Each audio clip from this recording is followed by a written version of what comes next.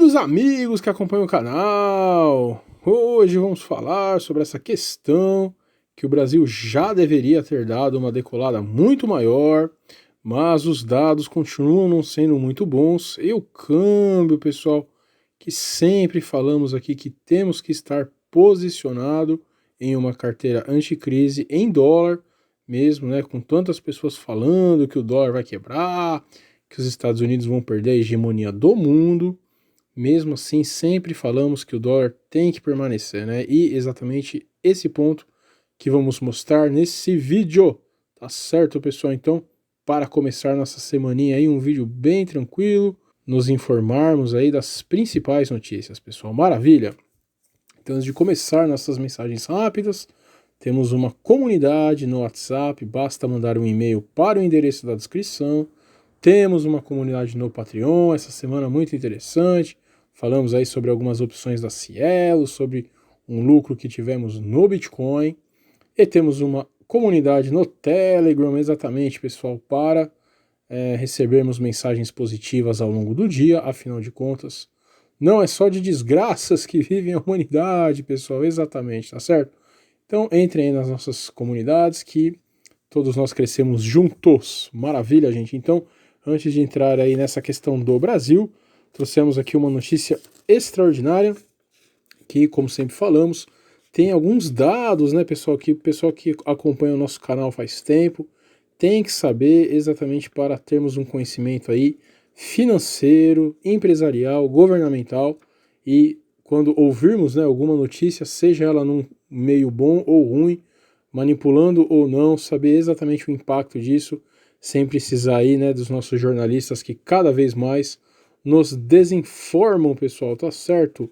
Então olhem essa matéria aí, Alphabet, dona do Google, alcança valor de $1 trilhão pela primeira vez, pessoal, exatamente. Então a Alphabet, controladora do Google, tornou-se ontem a quarta, né, maior empresa. Então, se é a quarta maior empresa norte-americana, pessoal, isso que a gente quis trazer aqui fundamentalmente, né? Vamos ter em mente quais são as outras. Então é a Apple com 1,4 trilhão, meu Deus. A Amazon com 1,1, a Microsoft com 1,25, pessoal, maravilha. Falando do S&P 500, que é exatamente aí as maiores empresas, né, dos Estados Unidos, além da Apple, Microsoft, Alphabet e Amazon, temos também o Facebook, né, que não atingiu $1 trilhão ainda, mas está ali numa posição muito importante. E olhem só, essas empresas, apenas essas empresas, né, equivalem aí a nada mais, nada menos que 19%, né, do índice S&P 500, pessoal. Maravilha. Então vamos ter em mente essa questão, ela não traz só, né, o tamanho das empresas, mas traz também o que a gente sempre fala, a inacreditável euforia que está havendo no mercado. É óbvio que muito desse crescimento de valor está sendo feito exatamente com o dinheiro do contribuinte, que é injetado ali, né, na economia através do Federal Reserve, ou Banco Central. Maravilha, gente. Então, quanto, né, novamente, quanto será, né, que a gente sempre fala, que é qual seria, né, o verdadeiro valor dessas empresas se não fosse tanta injeção de dinheiro, pessoal? Tá certo. Então, maravilha, vamos para a próxima aí. Globo faz emissão de 500 milhões de dólares. Olha só, gente. Então, isso foi no mercado internacional. E vejam só, né? A Globo Comunicação e Participações concluiu a emissão de 500 milhões no mercado internacional. Os papéis têm prazo de 10 anos, 2030, e retorno, né, ou yield, no jargão em inglês, de 4,87%. A operação foi coordenada por Goldman Sachs, olha aí o que a gente sempre fala, né, gente? O banco mais influente ali dos Estados Unidos, Itaú e Santander. Muito bem, isso, né, no primeiro momento pode parecer esquisito, mas olha só. A companhia decidiu ir ao mercado nesse início de ano por identificar a oportunidade de mercado que se abria com taxas favoráveis e grande interesse às operações de empresas brasileiras.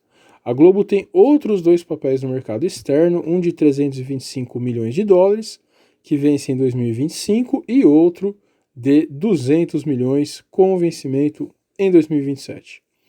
A semana foi movimentada para emissões de empresas brasileiras no exterior. Também ontem o Itaú Unibanco, pessoal, olha só, hein? Quem acha aí, né, que não há esse tipo de operação, fez uma captação de 1,5 bilhões de dólares em títulos de dívida dividida em uma tranche de 1 bilhão de dólares no prazo de 3 anos e rendimento de 2,9% e outra de 500 milhões de dólares no prazo de 5 anos. Olha só, gente, então por que a gente trouxe essa questão?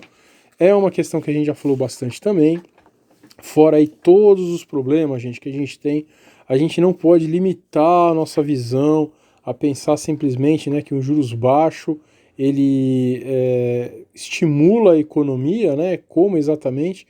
Então essa questão do juros estar baixo em grandes empresas, aí vejam só, nem são só, né, empresas norte-americanas. Então que coisa, empresas aí internacionais se aproveitando desse momento para captar dinheiro, né? Dinheiro muito barato. Olhem os juros aí, que absurdo de juros barato, obviamente, né, influenciados por essas taxas aí mínimas no mundo inteiro.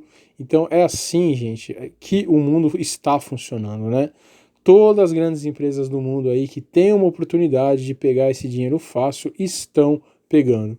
Então, novamente, gente, o que vai acontecer numa crise se todas essas empresas já estão exatamente usando o crédito farto, né? Vai bombar mais ainda depois de uma crise, gente? É muito difícil de dizer, não tem como fazer isso. Vai realmente causar uma desvalorização enorme, né, nas moedas aí fiduciárias do mundo todo.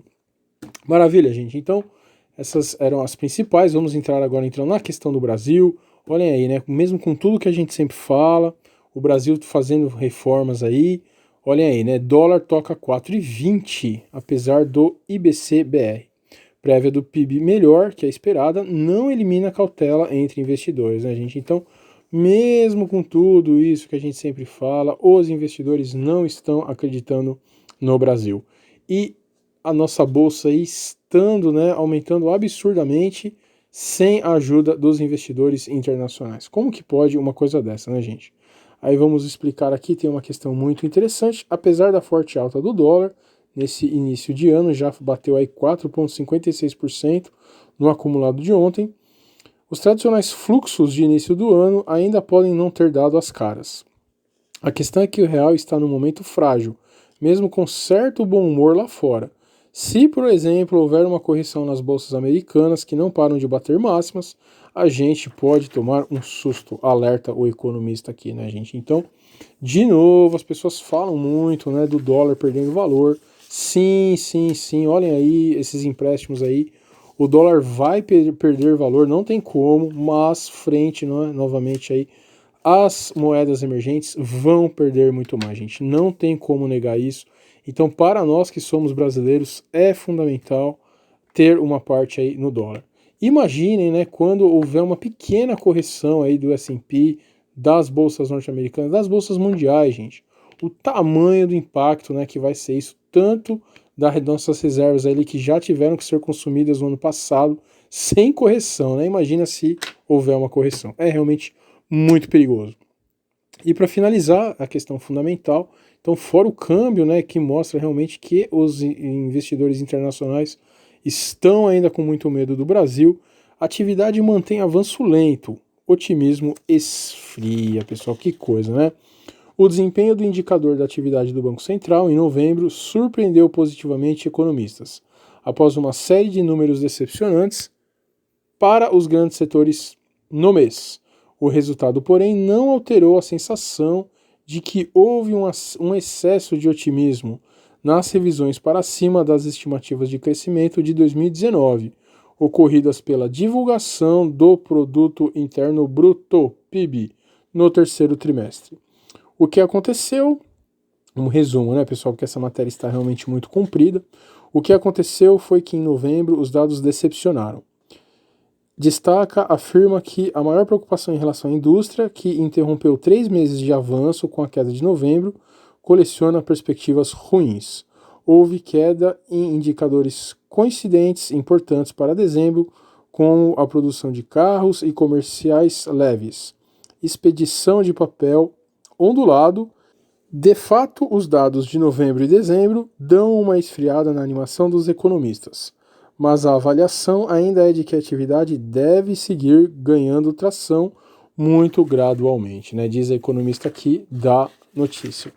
Então, gente, o que isso mostra mais uma vez, né? Como que a gente pode ter uma economia, tanto aí mundial quanto a nossa economia doméstica, com os juros tão baixos, gente, olha só, né? Já estamos aí no nosso juros histórico e mesmo assim não adianta, a economia não está reagindo como, né, todas as pessoas aí imaginavam, o mercado imaginava. Já se fala então em uma nova onda, né, de privatizações para ver se dá uma estimulada aí na economia com essas vendas. Passou ali, né, a primeira fase das injeções de FGTS e mesmo assim até agora foram voos de galinha, né, pessoal? O que pode ser feito em relação a isso? Gente, a gente realmente acredita, né, como a gente já falou muitas vezes, então só reforçando mais uma vez essa questão, o Brasil está fazendo de tudo, né, aí no momento, mais uma vez, sem contar com o governo, sem dizer se isso é bom para a educação, se isso é bom para o trabalhador, não sabemos.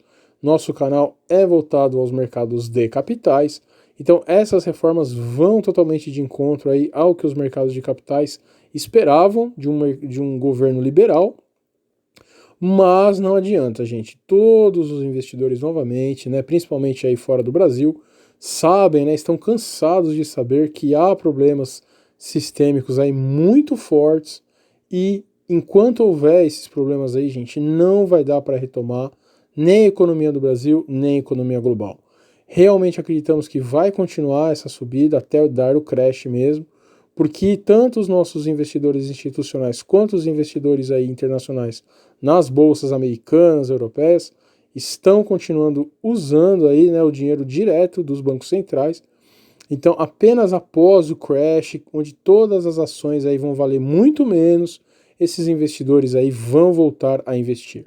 Tá certo, pessoal? Então, vamos ficar de olho mais uma vez quando tiver a crise para nos posicionarmos nessas ações aí que estamos zerados nesse momento. Investimos apenas em opções de call, caso, né, a euforia continue, mas não temos mais ação exatamente para quando der o boom, aí o crash, não perdermos, né, um percentual significativo na nossa carteira.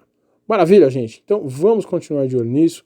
Vamos ter uma carteira forte, fundamentalmente aí com moedas e metais e agora um pouquinho de criptos. E vamos, né, ter em mente que enquanto não tiver uma crise forte, nenhuma economia de nenhum país vai voltar a crescer de forma considerável.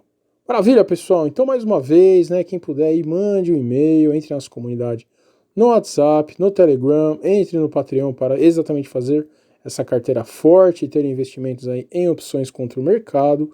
Curtam o nosso vídeo, curtam o nosso canal. Um grande abraço!